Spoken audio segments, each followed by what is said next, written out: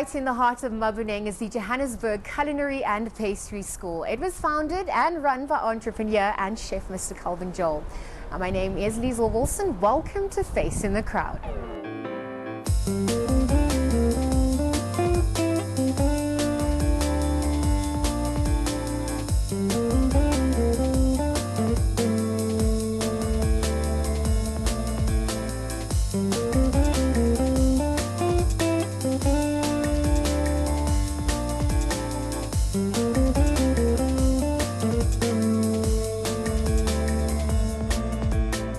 Hi, my name is Calvin Joel, co-owner of Johannesburg Culinary and Pastry School. We train chefs that are productive, independent, and employable. We've got campuses in Maboneng, Potchefstroom, and Bloemfontein. And if you would like to become a chef, you can definitely check us out on our website, www.jcps.co.za.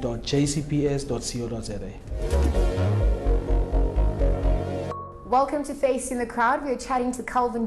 He is the co-founder of the Johannesburg Culinary and Pastry School. Kulthum, thank you for making time to chat with us today. You're welcome. Where did it all begin for you? It's been quite a journey. The school is operating now for the past 6 years. Yes. Prior to that, I used to work in most of the hotels, in some of the five-star hotels. And 3 years prior to we actually started the school was something that I worked on. So when we started, we had plans. When it started out, it's a completely different story. Do you want to walk us through that process from its initial inception to what it stands for today? Yeah, I think so. Working in the industry is looking at a market, see there's a space.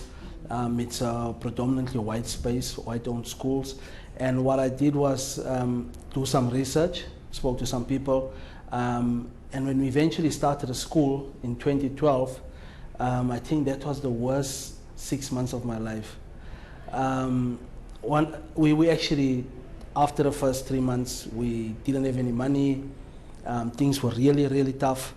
And one of the things was, because we knew we got into business, so it wasn't just me, it was me and the wife together resigned at the same time, so it was tough.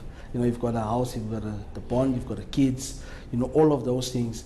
And I think what the nice thing about that was, we could have walked away from it at any point, because it was difficult. I mean, the rent bill was insane. It was like 70 to 80,000 rand that we couldn't pay at that point in time. And we could have walked away and go back to our jobs. And we persevered, we stuck it out, and things started changing after about a year. Looking back, some of the students that have come through your school, I mean, have there been any success stories? What is your greatest achievement in terms of imparting what you know to others at this point? I think one of the things so when I started the school was, we actually got some guys from Hillbrow that was at one of the shelters. I think FNB did a ad on that whole thing. We had some of the guys, and his name is Jabo, and he was one of the car guards. And so we ran a project called Chef's Project. And we took a couple of guys, trained them, and actually organized some jobs for them. And Jabu's still at a Pactonian. So that is one of, and I think we've got a couple so we started with a Seabiscuit Foundation, where we gave quite a few guys opportunities who can't afford to actually study at the school. So we gave them a few opportunities. So those are some of the success stories. What would you say sets you apart from the other culinary and pastry schools? I know you mentioned that there were very few black players in the industry, but what do you offer? What is your unique offering? I think one of the things we were looking at doing is it's about creating experience for the students.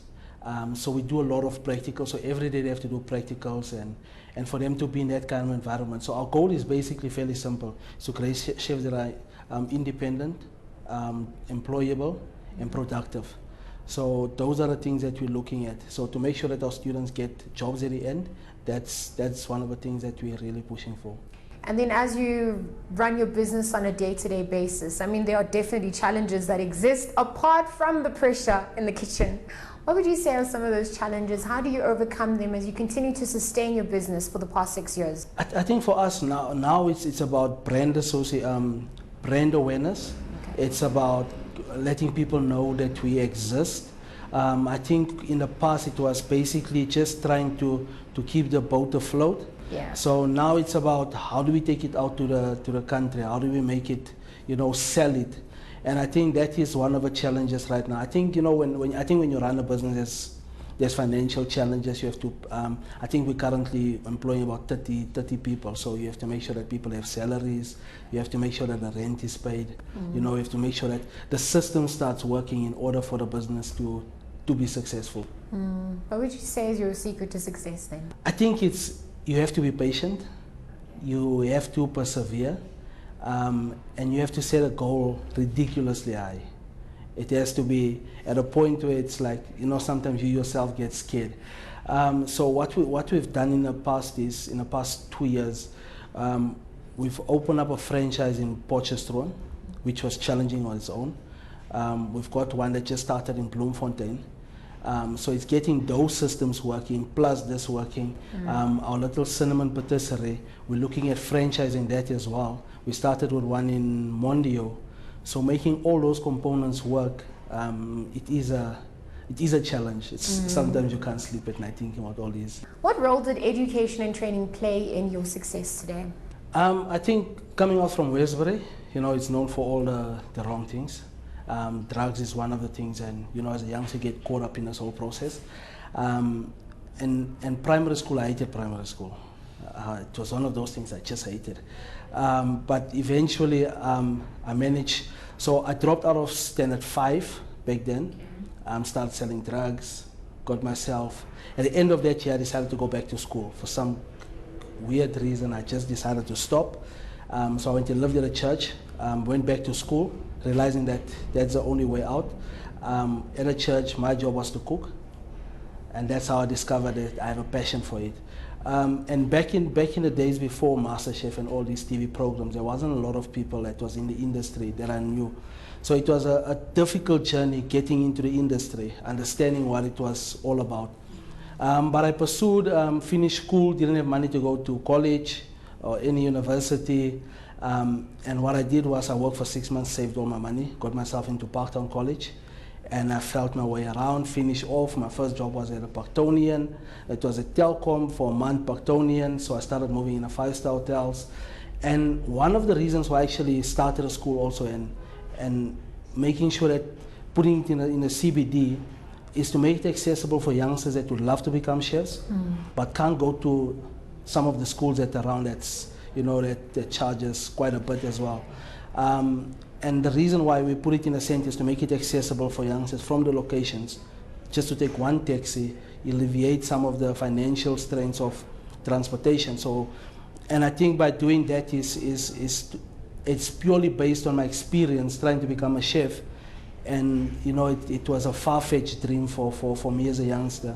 So my main goal was to make it accessible for youngsters as well. Working with youngsters, oftentimes they're not coming from backgrounds that have, you know, has access to money and resources. What would you say are some of the biggest challenges you face with the youth or with the people that you help today? How do you help them overcome those challenges in the process? So what we do at the school is we've got, I think with the SPA program we did it as well. So when SPA paid for a couple of students, we need to see if you're really interested. Yeah. So with our pastry shop, Cinnamon, what we do is we allow, if you're interested in becoming a chef, come and work for free for a certain amount of time, show interest, and we see how we can assist.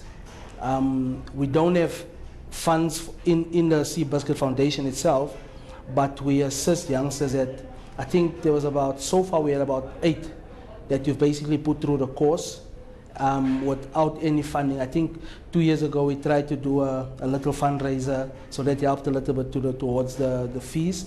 Last year we had a lady from Ginger in Sandton, and they assisted one student, so they paid for her. So what we try to do is, we know it's but expensive, and if you really want it and you come and show commitment, we can definitely assist. There's a girl that came here last year in June, and her name is Sharon. She's actually brilliant. And she said, I want to become a chef, but I don't have the funds for this thing right now. She signed up for a course that we didn't have enough students for. So we said, listen, this course might not happen because we don't get enough students. So hospitality course. And she said, listen, can I work in your kitchens for free until this thing comes to... And she worked for 6 months without asking for a taxi fare, without complaining, being here on time, leaving late. And we decided in the office, listen, that's the type of person we would like to give So this year she's on a full scholarship. Wow. So it's a matter of how badly do they want it, and we will try and find the funds to source it and make sure that they get through the program. So that's how we basically assist some of the youngsters that really want it. Well, the engine is able to operate and run smoothly because there are many people who play their part and are part of that puzzle piece. So we spoke to a few of your colleagues, and this is what they had to say about working with you.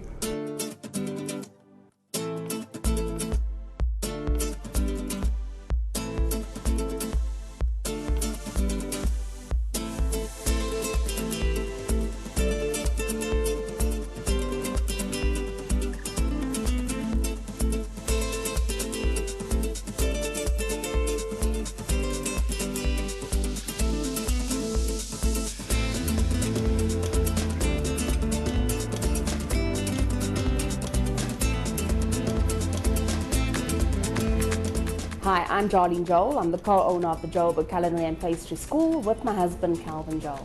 My main role at the school is basically on the administration side. So I'm the principal at the school, but I head a lot of the accounting or admin side of the school.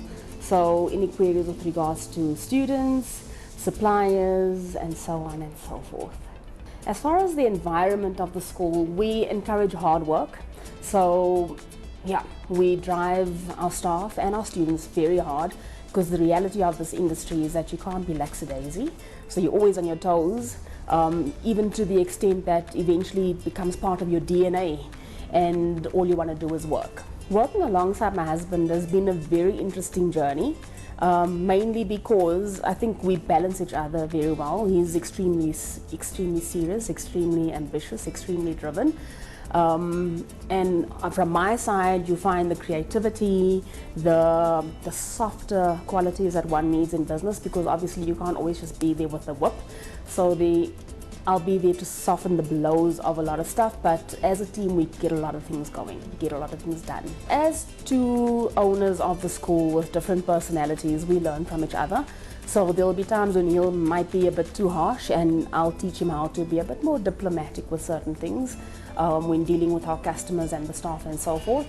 But from his side, teaching me, what I've learned from him is just to be a bit more organized and to plan more, or have more of to dream more. Even though I do get caught up on the nitty-gritty of the day-to-day stuff, it's still a bit difficult to focus on the bigger vision. So I buy into a lot of his vision and basically just try to keep the engine going, but I dream with him.